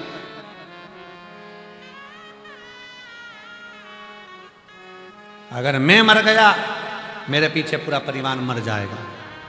जैसे ही सेठ जी कह रहे थे, इतने में उनके गुरु जी आ गए। अब गुरु तो गुरु है, और गुरु जी ने आकर तुरंत उसी समय पर, गुरुदेव ने आकर उसी पल, उसी घड़ी, उसी क्षण आकर कहा, सेठ जी क्या बात है? सेठ जी कह रहे हैं, गुरु जी मेरी पत्नी मुझे बहुत प्रेम करती है, मेरा परिवार मुझे बहुत प्रेम करता है, मेरे पोता पोती, मेरे बच्चे बहुत प्रेम करते हैं, अगर मैं मर गया परिवार पहले मर जाएगा। इतने में गुरु जी बोले, एक सीरियल का थोड़ा सा नाटक, थोड़ा सा टॉपिक हमको भी दिखा दो। एक बार मेरा मन है थोड़ी देर के लिए से चक्कर खा के नीचे गिर जाओ, हमें देखना है तुम्हारे मरने पर तुम्हारी पत्नी मरती कि नहीं मरती, तुम्हारे बच्चे मरते कि नहीं मरते। सेठ जी बोले पागल हो गए गुरुजी, ऐसा कोई मरता है क्या। गुरुजी ने कहा बस मेरा निवेदन है तुम मरो, मुझे देखना है क्या। और अगर मैं लुढ़क कर नीचे गिरा और मेरे परिवार को कुछ हो गया तो गुरुजी बोले उसकी गारंटी मेरी, तुम मरो तो सही। अब इतने में सेठ जी बोले ऐसे कोई मरता है। गुरुजी बोले बस तुम तो ऐसे चक्कर खा के नीचे गिर जाओ, मैं डॉक्टर को बुलवाऊंगा, उसको कह दूंगा डॉक्टर साहब तुम तो कह दो मर गया, और डॉक्टर को भी बाजू में रखूंगा, तुम चिंता मत करो, बस तुम तो देखना कि तुम्हारी पत्नी और बच्चे मर गए मेरे पत्नी बच्चे मेरे चक्कर में, तो वो मैं सब कर लूंगा, तुम मरो। सेठ जी ने चक्कर खा के नीचे गिर गए, डॉक्टर को बुलाया, डॉक्टर साहब ने कहा सेठ जी के प्राण चले गए हैं, सेठ जी के प्राण छूट गए, वो मर गए। पत्नी धाड़ कर रोई, बच्चे धाड़ कर रोए, नई नई डिजाइन में रोए, खूब रोए। अब कोई मरता है तो लोग नई नई डिजाइन में रोते कि नहीं रोते। एक सास मर गई, रो रही थी, अरे अम्मा तुम मुझे छोड़ के चली गई, अरे अम्मा तुम मुझे छोड़ के चली गई, तुम मुझे छोड़कर माँ चली गई। पति बाजू में आकर बोला चुपचाप रे, फिर रोई, अरे मम्मी मुझे भी साथ ले जाती। इतने में पति बोला 4 व्हीलर लेके नहीं गई,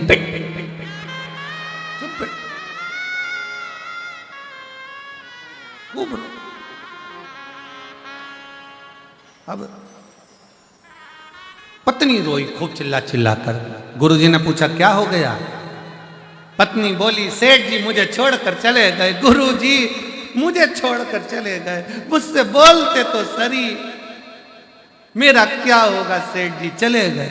इतने में गुरुजी बोले चिंता मत कर, मेरे पास में एक पुड़िया रखी है, ले, इस पुड़िया में एक भभूति है, वो भभूति तू खाएगी, मर जाएगी, पति जिंदा हो जाएगा। इतने में पत्नी रोती रोती बोली वो तो कह रहे थे अब तुझे ही संभालना, तुझे।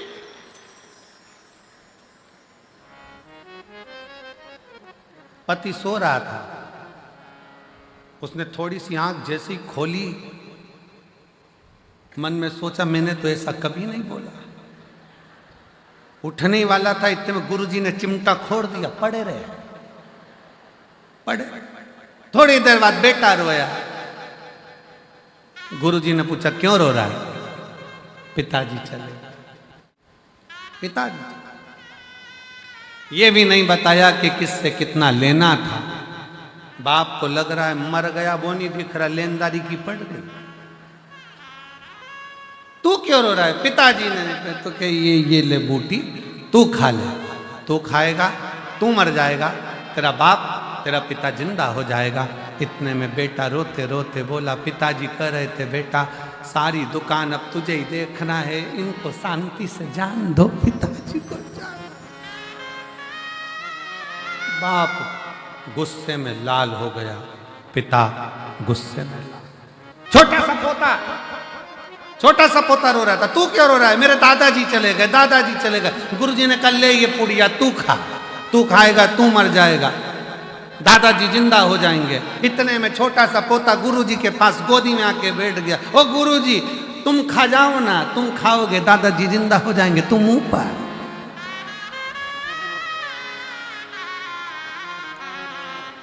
कौन है वावारी दुनिया, मतलब की दुनिया में किसी का कोई नहीं। कौन किसका, व्यर्थ व्यर्थ। इसलिए निवेदन है महाराज, मेरे बाबा के दरबार में सबका अहम को दूर पटक कर, अहंकार को दूर फेंक कर ईश्वर के करीब में जब आओगे तो ईश्वर आपको स्वीकार करेगा। ईश्वर आपको स्वीकार करेगा। अहंकार रखकर ना सत्ता सुख देती है, अहंकार रखकर ना परिवार सुख देता है, अहंकार रखकर ना ज्ञान सुख देता है, अहंकार रखकर ना कुटुंब सुख देता है। जिस दिन अभिमान को छोड़कर परमात्मा की शरणागति में हृदय लेकर जाओगे, दिल लेकर जाओगे, परमात्मा उसको स्वीकार कर लेता है, भगवान स्वीकार कर लेता है।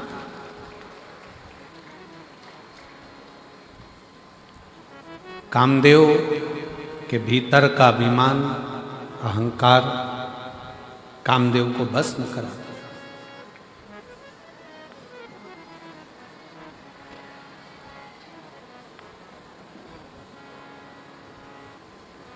जिसमें कामदेव तो भगवान शंकर का साड़ू भाई है। शिवजी सती के पति हैं, कामदेव रति के पति। दक्ष प्रजापति की बेटी सती भी हैं, दक्ष प्रजापति की बेटी रति भी है। रति कामदेव से भी आई हैं, सती शिवजी से भी।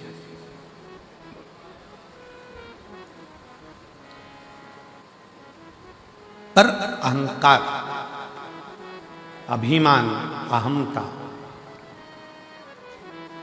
ये बर्बाद कर देते, बर्बाद। जिस समय आपके मुख से मैं मेरा मेरा मेरा निकलना प्रारंभ हो जाए, समझ लेना कि व्यर्थ।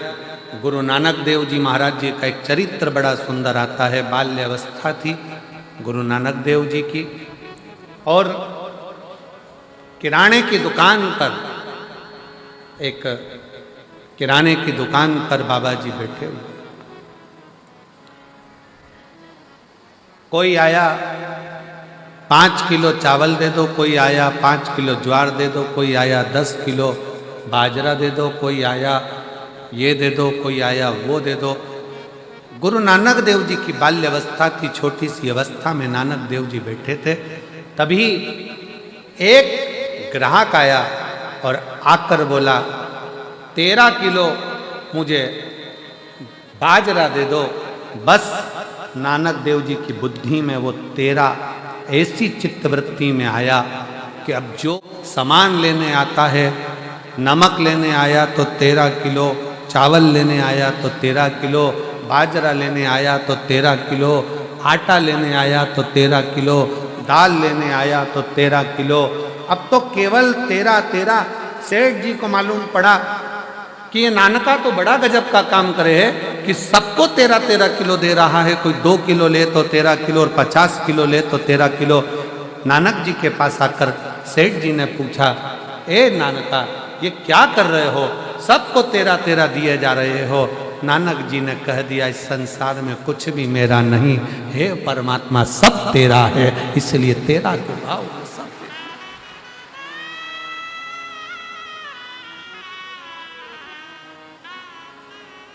क्या लाए थे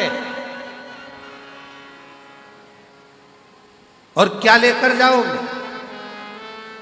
लोग कहते हैं मुट्ठी बांधे आया जग में, जम के बोलो जरा हाथ पसारे जाएगा। परशु महापुराण की कथा कहती है नहीं, मुट्ठी बांधे आया जग में, अपना पुण्य सत्कर्म, अपना कर्म साथ लेकर जाएगा। अपने जो करा वो अपने साथ जाएगा,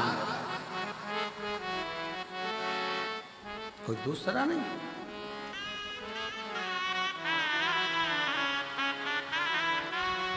अपना कर्म साथ जाएगा। अपन जैसा कर्म करेंगे वो हमारे साथ में जाना, कोई छूटना नहीं।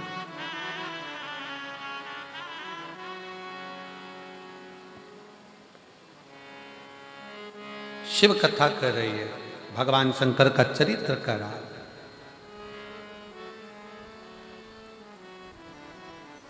सती मैया के पति हैं शिव, रति मैया के पति हैं कामदेव।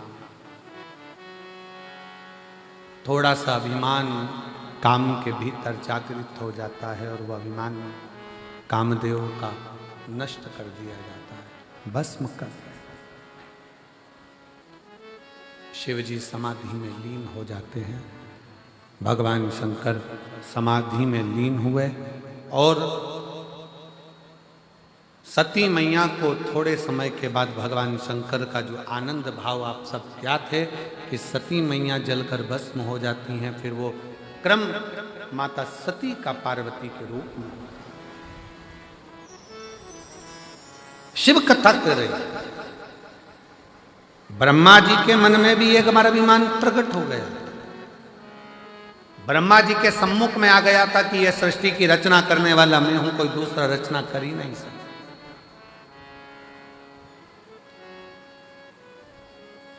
मेरे सिवा कोई सृष्टि की रचना नहीं कर सकता, यह ब्रह्मा जी के हृदय में बात आ गई। पर शिव कथा तो कहती है कि अभिमत्ता के जो शब्द हैं ना, यही हमें शिव से दूर कर देते हैं। ये अभिमान के जो शब्द हैं, अभिमत्ता के जो शब्द, कार के जो शब्द हैं, यही हमें दूर कर देते हैं। और होता है, एक महाराज जी प्रवचन दे रहे थे और प्रवचन में कह रहे थे, मेरे मुख से 7 दिन तक गंगा बहेगी, जिसको डुबकी लगाना है लगाए। महाराज जी प्रवचन में बार बार एक ही बात के, मेरे मुख से 7 दिन तक गंगा बहेगी, मेरे मुख से 7 दिन तक गंगा बहेगी, आओ इस गंगा में नहाओ। महाराज जी बार बार बार बार मेरे मुख से मेरे मुख से मेरे मुख से कहें। उसी में एक गांव का व्यक्ति बैठा हुआ था, दौड़कर अपने घर चले गए। पत्नी को आवाज लगाई, अरे सुनती है? पत्नी ने पूछा क्या है? वो पिताजी मर गए थे ना, उनकी अस्थियां रखी है ना, मुझे दे दे। पत्नी ने पूछा, आज मेरे पति की बुद्धि सही हो गई, हरिद्वार लेके जा रहे हो? पिताजी की अस्थियों को हरिद्वार ले जा रहे हो? पति ने पत्नी से कहा, फालतू की बात मत कर, मुझे अस्थियां दे। पत्नी बोली, वो बाहर रखी देखो आले में। अस्थियां निकाली लाल झोले में से, उसे पत्थर पे रखकर सिलवट्टे पे उसको पीस लिया, पत्थर से उसको पीस लिया। पत्नी कह रही है, क्या कर रहे हो? तुम्हारे पिताजी की अस्थियां क्यों पीस रहे हो? पति कुछ नहीं बोला, पीस कर पुड़िया में बांध कर अस्थियों को, पुड़िया में बांध कर उन अस्थियों को लेकर कथा में बैठ गया और पत्नी को भी ले गया, चल जल्दी से। और कथा में बैठा। जैसे ही महाराज जी ने कहा, मेरे मुख से 7 दिन तक गंगा बहेगी, डुबकी लगाओ, उठकर खड़ा हो गया महाराज। लो प्रसाद खाओ, लो प्रसाद। महाराज जी ने प्रसाद लिया, व्यासपीठ पे बैठ के ही खा गए।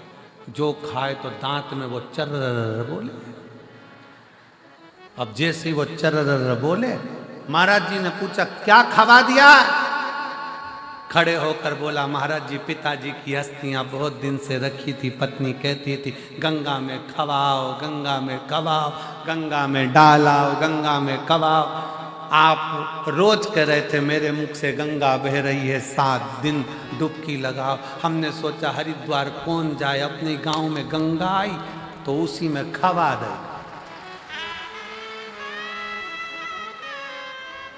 कौन जाए हरिद्वार? महाराज जी ने उसके बाद कभी मुख से नहीं कहा कि मेरे मुंह से गंगा बह रही है, मेरे मुख से। मैं का जो संबोधन है, ये मेरा और मैं का जो संबोधन है, यही अभिमत्ता का संबोधन, यही। और शिव को यह प्रिय नहीं। प्रनद ने यह अभिमान का शब्द बोल दिया कि मैं रक्तविहीन हूं, मेरे शरीर में रक्त नहीं है। प्रनद कहता है कि मेरे शरीर में मैंने जो तप करा, मैंने जो साधना करी, मेरे शरीर में वो पत्तियों का रस भरा गया, मेरे शरीर में रक्त ठीक है, रक्त नहीं। प्रनद की, शंकर भगवान की अविरल भक्ति को छोड़कर प्रनद जब अभिमान में डूब गया तो स्वयं भगवान शंकर एक बूढ़े का रूप रखकर आ गए और बूढ़े का रूप रखकर आकर कहा, रे प्रनद, मैंने सुना है कि तेरे शरीर में रक्त नहीं है। शरीर तूने अपने बल पर तैयार कर लिया। चल एक काम करते हैं प्रणत, तेरी भी उंगली को जलाकर भस्म बनाकर दिखा दे और मेरी भी उंगली को मैं जलाकर भस्म बनाकर दिखा। शिव बूढ़े का रूप रखकर आए। प्रहलाद ने कहा इतनी सी बात, मैं शंकर का भक्त हूं, मैं शिव का भक्त हूं। प्रहलाद ने अपनी उंगली को जलाया तो उसमें से भस्म नहीं निकली, पर शंकर ने बिना जलाए ही उंगली को केवल अग्नि में तपाया और उंगली में से भस्म निकलना प्रारंभ हो गई। बस प्रहलाद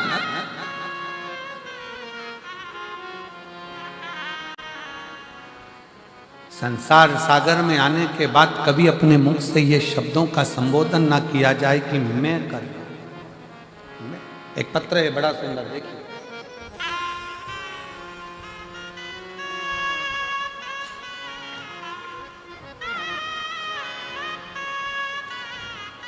कुसुम देवी लाल सिंह, हम पंजाब के जमालपुर सरपंच कॉलोनी के निवासी हैं।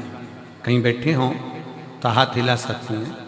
कुसुम देवी पति लाल सिंह, हम पंजाब के जमालपुर सरपंच कॉलोनी के निवासी हैं। आप ही हैं?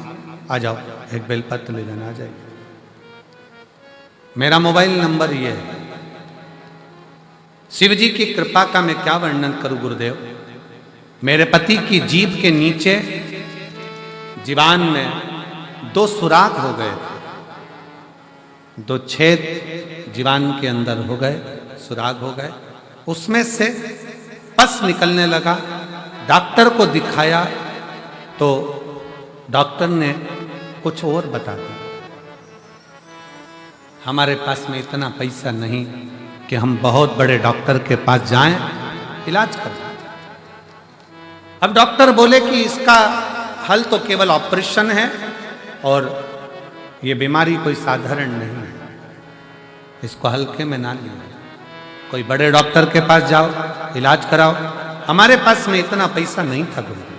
हमने डॉक्टर साहब से कहा आप जो दवाई देंगे ना वो मेरे पति को मैं खिलाऊंगी और मुझे विश्वास है मेरा बाबा संभाल ले। गुरुदेव डॉक्टर से दवाई ली, लेकर घर आ गए।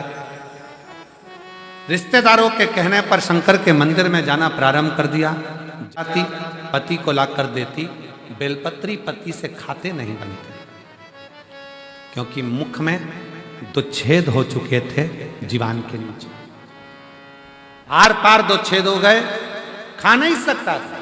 तकलीफ इतनी ज्यादा थी, देखकर रोना आता था। पैसा भी नहीं कि बड़ा इलाज करा सके। तब बाबा का आश्रय लेकर एक बेलपत्री फिर भी पति को कैसे ना कैसे पीस कर खिला देती। अब पति की भी आदत हो गई बेलपत्री को खाने की। गुरुदेव 2022 से इतनी परेशान हो गए कि आंख से आंसू निकलते। तब बाबा की कृपा से बड़ी बीमारी डॉक्टर ने कह दिया, ऑपरेशन का भी कह दिया, पर बाबा पर भरोसा कर कर जो डॉक्टर ने दवाई दी थी बस वो खाएं, क्योंकि बड़े डॉक्टर को दिखाने का पैसा नहीं। तब शिव जी से प्रार्थना करी, अब सारे ऑपरेशन तुझे ही करना, तुझे ही संभालना और तू ही कृपा कर, हमारे पास पैसा नहीं है। बाबा ने बेलपत्री खिलाते खिलाते, जल पिलाते पिलाते एक दिन 12/12/2024 को जहां पस था उस पस वाली जगह से एक हल्दी जैसा एक टुकड़ा निकल कर बाहर आया। जैसे ही हल्दी जैसा टुकड़ा निकल कर बाहर आया, डॉक्टर के पास भागे।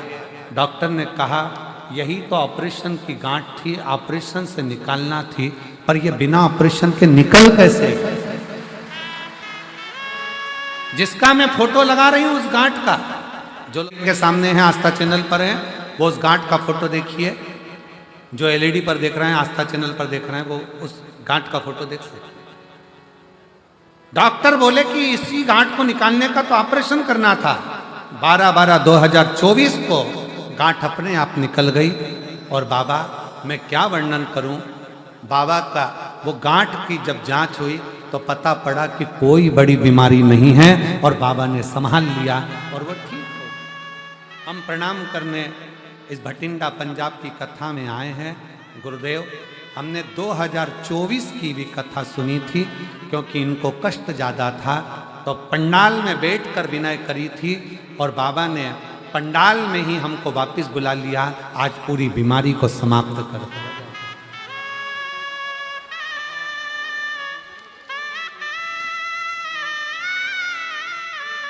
एक लाइन अच्छी लिखी है बेटी ने, स्मरण करेंगे। बेलपत्र, बेलपत्र, रोइए नहीं भगवान।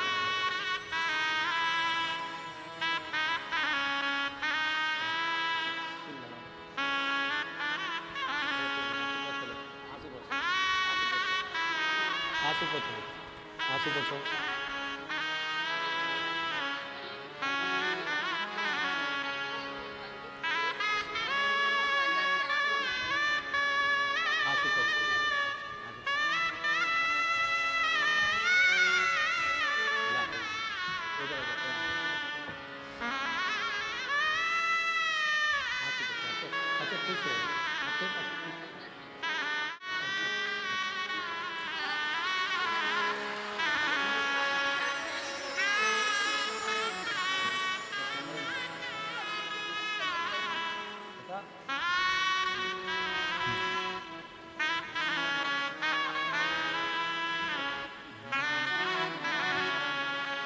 रिश्ता तेरा मेरा सबसे प्यारा, रिश्ता तेरा मेरा सबसे प्यारा, तू मेरा बाबा, मैं हूँ तेरा लाला, मैं हूँ तेरा लाला, तू मेरा बाबा, मैं हूँ तेरा लाला, मैं हूँ तेरा लाला। एक लाइन अच्छी लिखी है बेटी ने। कोई जाए जो काश मेरा पैगाम ले, कोई जाए जो काशी मेरा पैगाम ले जाए। मैं खुद तो आ नहीं सकता, मेरा पैगाम ले जाए। कोई जो काशी मेरा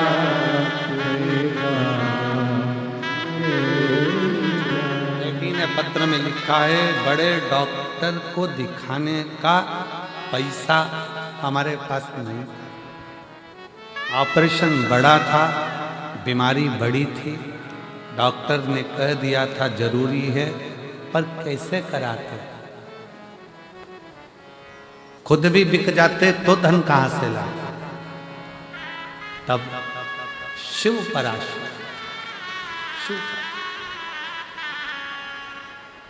स्वयं बाबा ने गांठ को निकाल दिया, मुख ठीक कर दिया।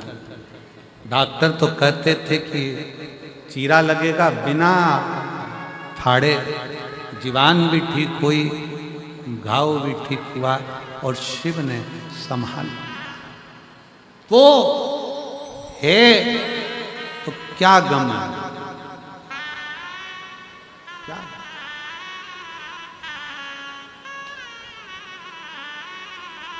एक आश्रितता बढ़ा।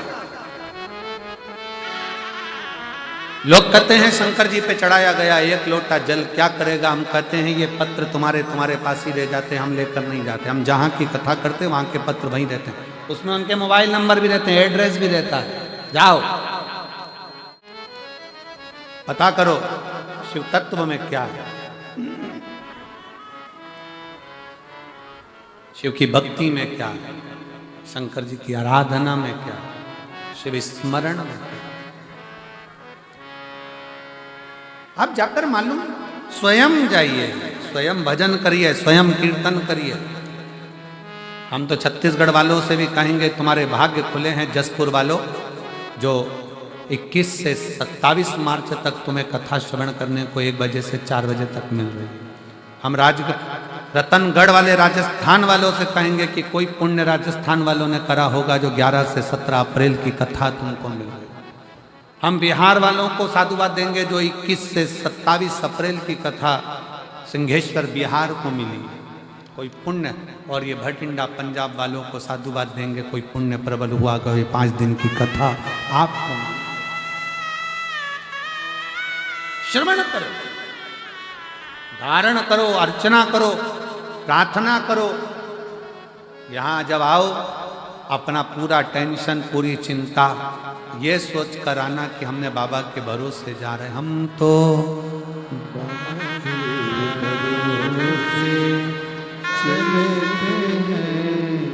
तो बाबा के भरोसे चलते हैं, ये दुनिया वाले चलते हैं। एक महिला बैठी है, एक माता जी बैठी हैं, वो सिटी कथा में आई थी।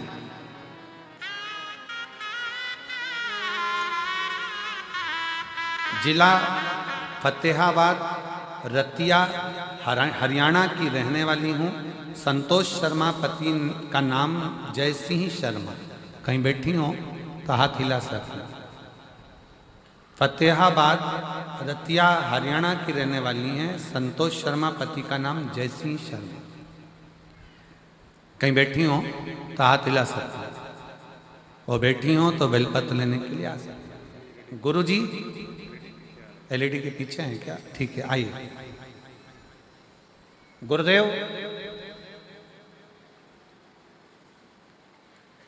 मेरे लड़के की शादी नहीं हो रही थी। एक सहेली ने शर्त लगा ली कि पंडाल में बैठकर अगर शिव महापुराण की कथा में तू पहुंची है और पंडाल में बैठकर सुनी है तो 3 महीने के अंदर बाबा जो मांगो वो देता जाए। अब ये जिद कर कर पति से कहकर सिरसा हरियाणा की कथा में तारा बाबा की कुटिया में पहुंच गए। और तारा बाबा की कुटिया में कथा को हुए भी कितने दिन हुए? कितनी तारीख की थी तारा बाबा की कुटिया में कथा? अभी कथा पूर्ण हुई। और बाबा की कुटिया में कथा सुनने पहुंच गई। सहेली ने कहा कि शिव महापुराण के पंडाल में बैठकर जो मांगते हैं वो पूर्ण होता है। ये इसने भी सोच लिया मैं सुनूं जरा कथा, मालूम तो पड़े कि बाबा देता है कि नहीं देता। तुमने पहुंच गई, बाबा से केवल एक ही प्रार्थना करी, मेरा बेटा उम्र होती जा रही है पर शादी नहीं हो रही है, तू कृपा कर। बाबा ने ऐसी कृपा कर दी गुरुदेव, सिरसा की कथा कर कर मैं घर पहुंची और सिरसा से ही संबंध घर पहुंच गए।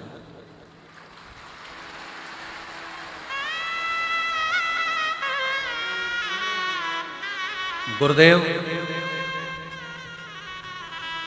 लड़की वालों ने कहा, क्योंकि मैं बाबा को बोलकर आई थी कि भटिंडा की कथा में सियोर वाला महाराज बोला है कि सिरसा में प्रार्थना करना तो भटिंडा में पत्र आएगा। अब मुझे यह देखना है कि भटिंडा के पहले शादी होती है कि नहीं। गुरुदेव, सिरसा से ही पत्र आया, सिरसा से ही संबंध आया और लड़की वालों ने कहा कि 4 दिन के अंदर शादी पक्की कर कर विवाह करना है। और मेरे घर में बहू भी आ गई और शादी भी हो गई और मैं भटिंडा में प्रणाम करने के लिए आया। अब कितना दिन हुआ है? अच्छा, ये कई लोगों की आदत रहती है भोलेनाथ को चैलेंज देने की। अब उनको समझाए कौन कि बाप है बाप, अपन सब उसकी औलाद है।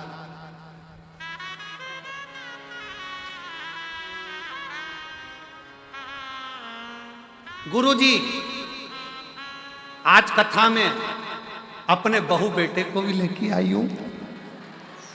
शिव कृपा शंकर। अरे तेरा ही दिया मैंने खाया पिया, तेरा शुक्रिया तेरा शुक्रिया, मुझे भोले बाबा ने बहुत दे दिया है, तेरा शुक्रिया तेरा शुक्रिया।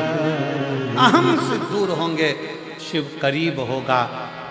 प्रणत का अहंकार शिव जी ने तोड़ दिया, कामदेव का अहंकार शिव जी ने तोड़ दिया। ब्रह्मा जी का अहंकार आया था ब्रह्मा जी को कि सृष्टि में रच रहा हूं। ब्रह्मा जी का झूठ बोलना और उनके अहंकार को तोड़ देना, शंकर भगवान ने अपने नख को तोड़ा, फेंका। काल भैरव प्रकट कर कर उस काल भैरव से भगवान शंकर ने कहा कि इस ब्रह्मा के सिर को काट दे। झूठ बोलने वाले उस अहंकारी सिर को ब्रह्मा के शिव ने काट दिया। शिव ने काट। केतकी का फूल झूठ बोला, शिव ने उसको विश्राम। केतकी सारे देवताओं पर तू चढ़ेगा, पर शंकर पर केतकी का फूल नहीं चढ़ेगा, नहीं। झूठ बोलते हो गौ माता, तू झूठ बोल रही है। तेरा पूरा शरीर पूजा जाएगा पर तेरा मुख आप पूज जाओ। ब्रह्मा तुम झूठ बोल रहे हो, तुम्हारा सिर कटे हुए सिर को भगवान विष्णु, कटे हुए सिर को भगवान विष्णु ने देखा। आंखों से आंसू भगवान नारायण के निकले। प्रभु कृपा करिए, दया करिए।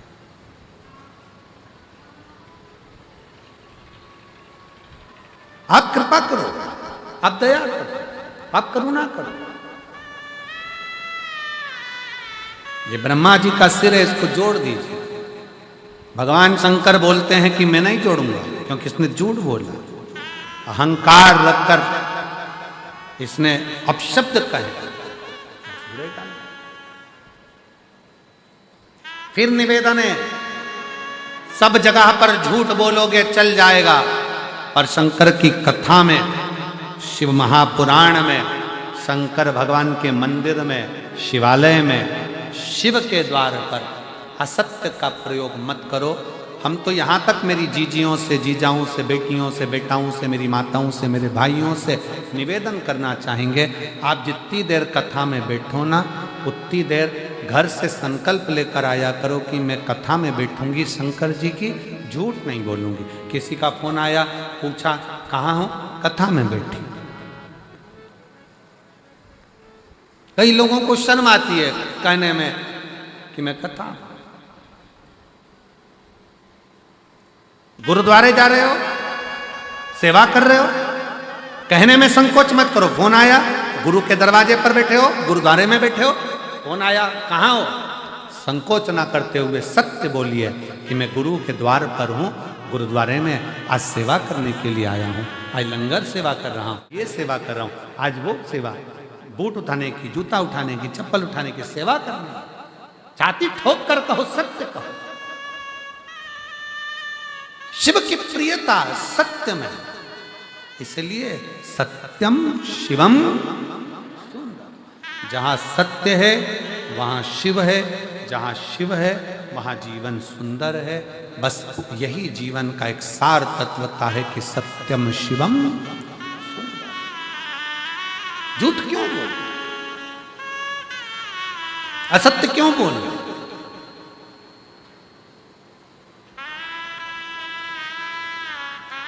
ये जितना जितना पहले 1G था, जीबी, वो 1G था, फिर 2G आया, फिर 3G आया, फिर बोलो तो जम के 4G आया, अब 5G आ गया, अगली तैयारी हो रही है 6G। फिर 7G, फिर 8G। ये जितने नेटवर्क जितना पावर से बढ़ रहा है, उतना ही मनुष्य आलसी होता चले जा रहा है। पहले लोग नंबर याद रखते थे कि इसका नंबर, मेरे बेटे का नंबर 9, ऐसा ऐसा ऐसा। आज के ज़माने में पत्नी तक का नंबर नहीं मालूम पति को कि इसके मोबाइल का नंबर क्या है। नंबर याददाश्त कमजोर होती चली जाती, कमजोर। 3 माताएं आपस में बात कर रही थी, सहेलियां।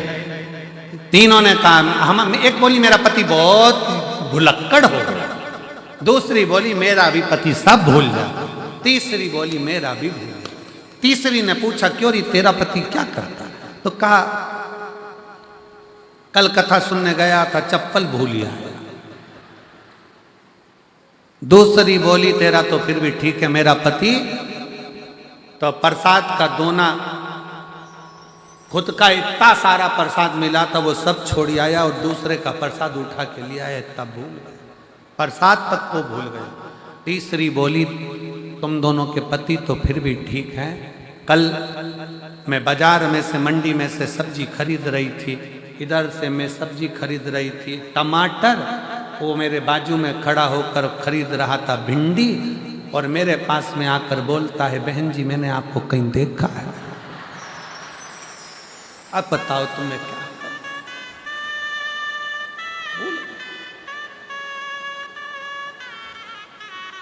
जितना जितना ये 1G, 2G, 3G, 4G, 5G जितना जितना बढ़ता चले जा रहा है, उतना उतना मनुष्य अपने विवेक का काम कम कर रहा है और प्रयास ये कर रहा है कि कैसे दुनिया के लोगों को ठगा जाए और किस तरह से बेवकूफ बनाकर उनसे धन खींच।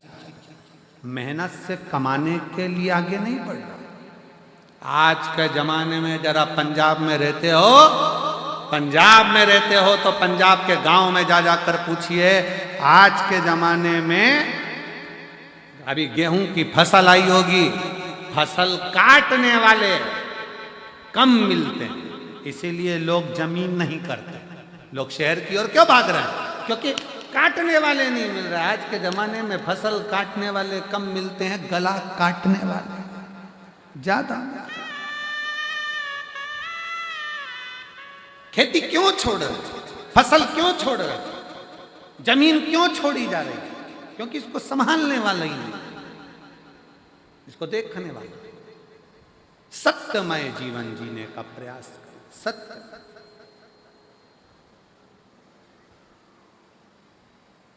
और जब सत्यमय जीवन होगा तब जीवन का सारा आनंद अपने जीवन को सुखमय बना सकते। सत्यम शिवम सुंदर। थोड़ा सा सत्य बोलो, थोड़ा सा सत्य, पर बोल नहीं सकते।